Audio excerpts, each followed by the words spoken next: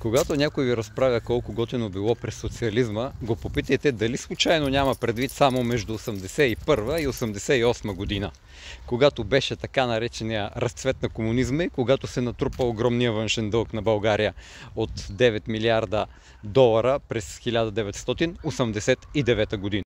Защото социализма започва 45-та и през това време мизерията в България до 65-та е убийствена. Моята баба, например, която беше земеделец в ТКЗС-то, работник, т.е. селянин от ТКЗС, дневният й надник е под 20 стотинки.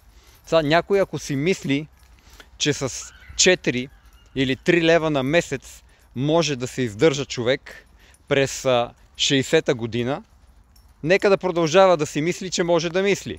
Но истината е, че социализма е от 45-та до 89-та и тези особено 31 години са убийствени за българите.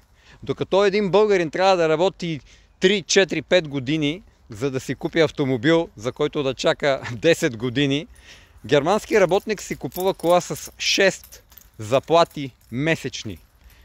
И не само кола. Абсолютно всичко. Цветен телевизор българите го гледаха през крив макарон и се редяха с дни на опашки, който има късмет. И ако нямаше късмет, си взимаше руска кочина Рубин, която тежеше 80 кг и само името му беше Цветен. Така че бъдете обективни. Социализма от 81 до 88 беше нещо хубаво, защото България тогава получаваше безплатно нефт от Съветския съюз заради отношенията на Брежнев с Живков. Получаваше лицензи за оръжие, които не плащаше и продавахме оръжие на арабите. Ако трябваше да плащаме тези лицензии, нищо нямаше да имаме. И теглеше заеми от западните държави, които 89-та година вече бяха 8 милиарда долара. Толкова за тази толкова популярна лъжа, колко готино е било при социализма. И ако лъжата колко готино ще стане с еврото не ви е подействала, влезте в профила ми, вижте първите 3 клипа, споделете ги и направете това, което казвам в тях. И ако имате някакви въпроси, напишете ги. Ще ви отговоря.